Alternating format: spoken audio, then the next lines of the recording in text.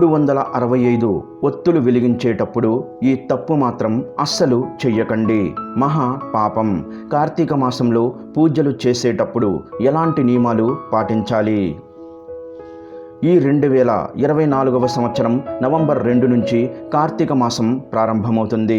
365 ఒత్తులు వెలిగించేటప్పుడు తెలియక ఈ పొరపాట్లు చేస్తే మహాపాపం వస్తుంది.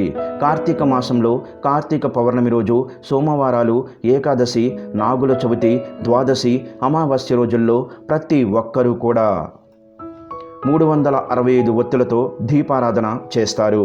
కానీ 365 ఒత్తులు దీపాన్ని వెలిగించే సమయంలో పొరపాట్లు జరగకుండా ఇలా కనుక వెలిగిస్తే దీపాన్ని వెలిగించిన ఫలితాన్ని మీరు ఖచ్చితంగా పొందుతారు.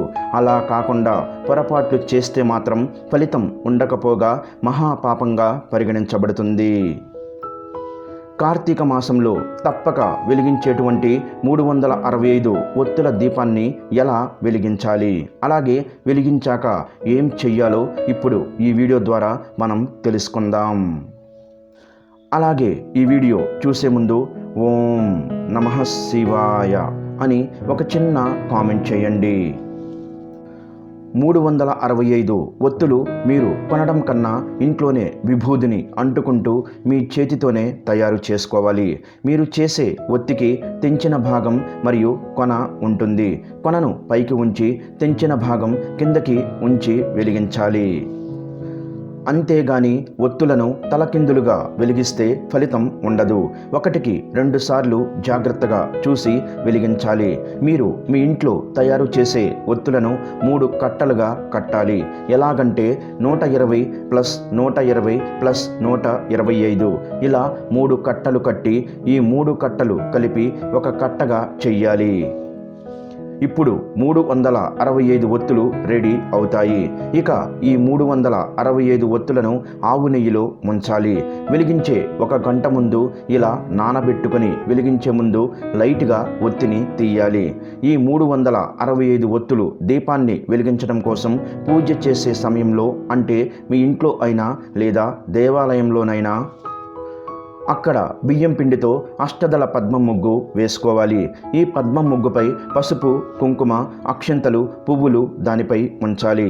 పసుపుతో వినాయకుడిని చేసి తమలపాకుపై పెట్టాలి. ముందుగా పసుపు గణపతి ముందు దీపాన్ని హారతితో లేదా అగరబత్తితో వెలిగించాలి. దీపానికి గంధం, కుంకుమ బొట్టు పెట్టి పువ్వులు కూడా పెట్టాలి. ముందుగా పసుపు వినాయకుడిని ఆవాహనం చేసి వస్త్రం, యజ్ఞోపవీతం, గంధం, పసుపు, కుంకుమలతో చక్కగా భక్తి శ్రద్ధలతో పూజించాలి. ధూపం చూపించిన తర్వాత దీపాన్ని కూడా చూపించి ఒక బెల్లం ముక్కను నైవేద్యంగా సమర్పించి తాంబూలం కూడా సమర్పించాలి. తర్వాత కర్పూర హారతి ఇచ్చి మంత్రపుష్పం చెప్పుకొని అక్షింతలు, పూలు వినాయకునిపై వేసి ఆత్మ ప్రదక్షిణ చేసి అక్షింతలను స్వామివారిపై వేసి వినాయకుడి దగ్గర ఉన్న అక్షింతలను తీసుకొని మన తలపై వేసుకోవాలి. కుంకుమ బొట్టు కూడా పెట్టుకోవాలి. ఇలాంటి దీపాన్ని వెలిగించే సమయంలో హరహర మహాదేవ శంభో శంకర అని లేదా ఓం నమః శివాయ అని స్వామివారి పంచాక్షరి మంత్రాన్ని జపిస్తూ వెలిగించాలి.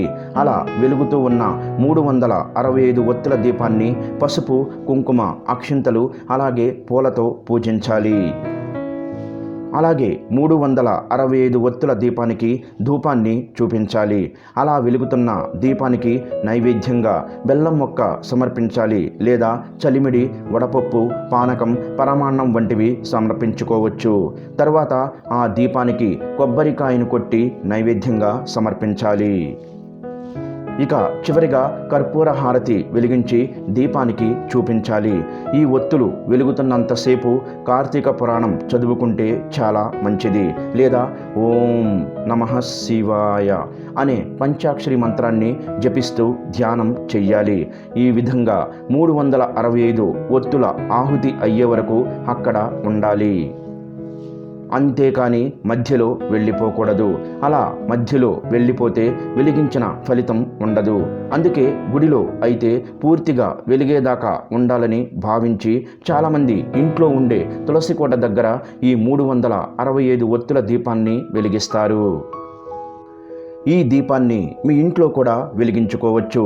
ఇలా ఈ 365 ఒత్తులు ఆహుతి అయ్యాక ఈ భస్మంపై కొద్దిగా నీళ్లు చల్లి ఆ బూడిదను తీసుకెళ్లి మొక్క పాదుల్లో వెయ్యాలి, లేదా నీటిలో వేసి ఆ నీటిని చెట్ల మొదల్లో పోయాలి. ఆ తర్వాత దీపం వెలిగించిన దగ్గర నీటితో శుభ్రం చెయ్యాలి. ఈ విధంగా 365 ఒత్తులను కార్తీక మాసంలో సోమవారాలు, ఏకాదశి రోజు, పౌర్ణమి రోజు, నాగుల చవితి, అమావాస్య రోజు కూడా ఈ ఒత్తులను వెలిగించవచ్చు. ఈ విధంగా 365 ఒత్తులను పొరపాట్లు చేయకుండా వెలిగిస్తే మీరు 365 రోజులు దీపాలు వెలిగించినంత ఫలితాన్ని పొందుతారు. అలాగే కార్తీక దీపం ఎలా వెలిగించాలో ఇప్పుడు మనం తెలుసుకుందాం. కార్తీక మాసంలో సూర్యోదయం, సూర్యాస్తమయం సమయంలో తప్పక దీపాలు వెలిగించాలి.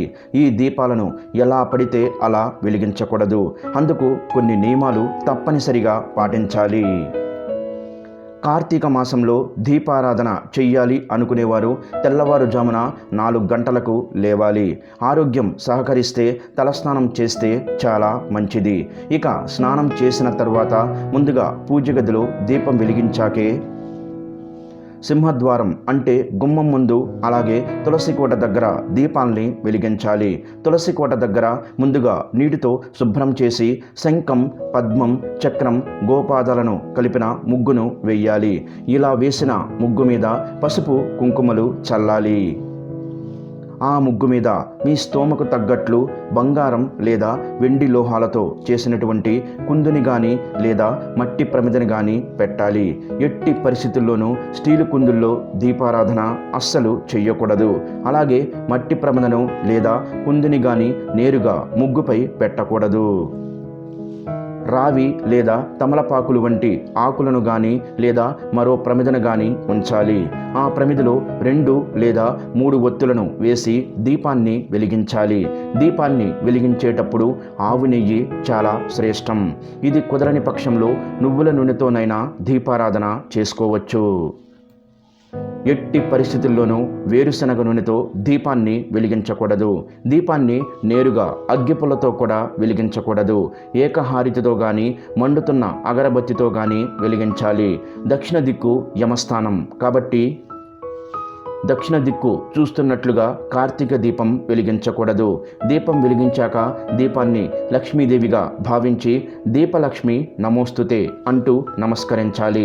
ఆపై దీపంపై పసుపు, కుంకుమ కానీ అక్షింతలు కానీ చల్లాలి. ఉదయం పూట దీపారాధన నక్షత్రాలు కనిపిస్తూ ఉండగానే ముగించాలి. ఈ దీపారాధన ముగించాక కృతికా నక్షత్రాలకు నమస్కరించుకోవాలి. తెల్లవారుతుండగా చంద్రునితో పాటుగా తూర్పు దిక్కున కనిపించే 6 నక్షత్రాలే కృతికా నక్షత్రాలు. అగ్ని స్వరూపమైన ఈ నక్షత్రాలకు ప్రత్యేకంగానే మనం ఈ కార్తీక దీపం వెలిగిస్తాం. ఈ కార్తీక మాసంలో సాయంత్రం చేసే దీపారాధన చాలా ముఖ్యమైనది. సూర్యాస్తమయం గంట తర్వాత ఎప్పుడైనా కార్తీక దీపం ఆరాధన చెయ్యవచ్చు. అలాగే సాయంత్రం వేళ కూడా ముందు పూజ గదిలో దీపాన్ని వెలిగించిన తర్వాతే తులసి కోట దగ్గర దీపాన్ని వెలిగించాలి. ప్రధాన ద్వారం గుమ్మానికి ఇరువైపులా 2 దీపాలను ఉంచాలి. అలా ఉంచి ప్రమిద కింద ఇంకొక ప్రమిద ఉంచటం మర్చిపోకూడదు. కార్తీక మాసంలో ఇలా దీపారాధన చేయడం వల్ల శివకేశవులతో పాటు సుబ్రహ్మణ్యేశ్వర స్వామి ఆశీస్సులు తప్పక మీకు కలుగుతాయి. ఇలా చేయటం వలన అప్పటి వరకు చేసిన పాపాలన్నీ నశించి జీవితంలో మీరు కోరుకున్నవన్నీ దక్కుతాయి. అంతటి పవిత్రమైనది ఈ కార్తీక దీపారాధన. కాబట్టి కార్తీక దీపం ఆరాధన ఇలా చెయ్యాలి. కార్తీక పురాణంలో దీపారాధన గురించి ఇలా వివరణ ఉంది. ఇది వింటే కోటి యజ్ఞాలు చేసినంత పుణ్యం కలుగుతుంది. పూర్వం కళింగ దేశంలో మందనుడు అనే బ్రాహ్మణుడు ఉండేవాడు. వేద అధ్యాయాన్ని, సాయం సంధ్యావందనాన్ని మరచి క్రూరంగా జీవించేవాడు. అడవిలో బాటసారులను దోచుకునేవాడు. అతని భార్య మాత్రం చాలా ఉత్తమురాలు.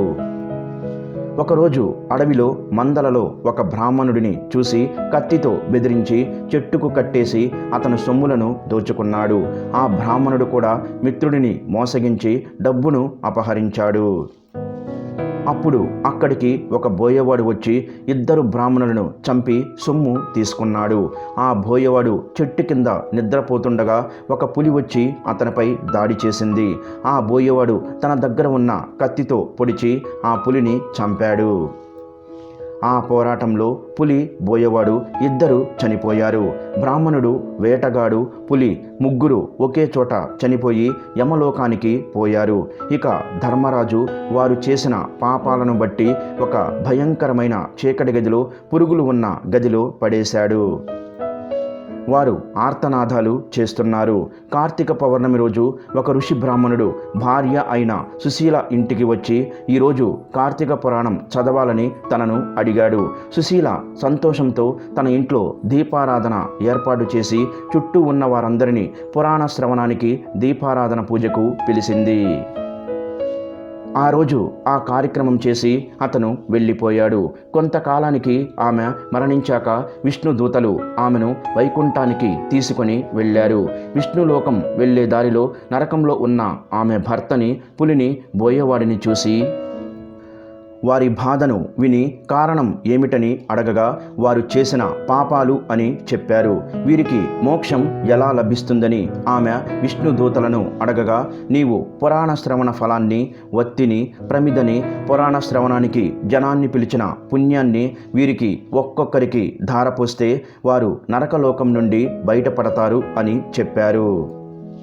విష్ణుదూతలు చెప్పినట్లు అలా ఆమె చెయ్యగా వాళ్ళ పాపాలన్నీ నశించి ఆమెతో పాటు తన భర్త బ్రాహ్మణుడు, బోయవాడు, పులి విష్ణులోకానికి వెళ్ళారు. కాబట్టి కార్తీక మాసంలో దీపారాధనకు అంతటి ప్రాముఖ్యత ఉంది.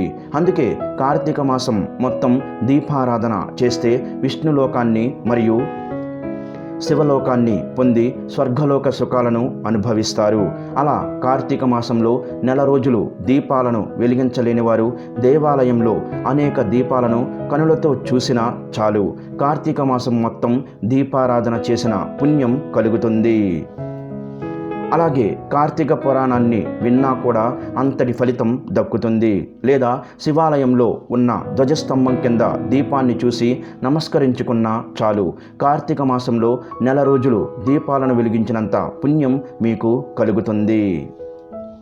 లేదా కోటి దీపోత్సవాన్ని కనులతో చూసినా చాలు, దీపాన్ని వెలిగించినంత ఫలితం కలుగుతుంది. కాబట్టి కార్తీక మాసంలో దీపారాధన వలన జన్మ జన్మల పాపాలు తొలగిపోతాయి, ఇంట్లో ఉండే దిష్టి దోషాలు పోతాయి, మీకు కోటి జన్మల పుణ్యం కలుగుతుంది, శివలోకం, విష్ణులోకం చేరుకుంటారు. ఈ వీడియో గనక మీకు నచ్చినట్లయితే ప్లీజ్ లైక్ చేసి మీ ఫ్రెండ్స్కి షేర్ చేయండి. అలాగే మా కొత్త వీడియోస్ మీకు వెంటనే చేరాలంటే మా ఛానల్ని సబ్స్క్రైబ్ చేసుకొని పక్కనే ఉన్నటువంటి బెల్ ఐకాన్ని ప్రెస్ చేయండి. ధన్యవాదములు. ఈ వీడియోని లైక్ చేసి తర్వాత వీడియోని చూడండి.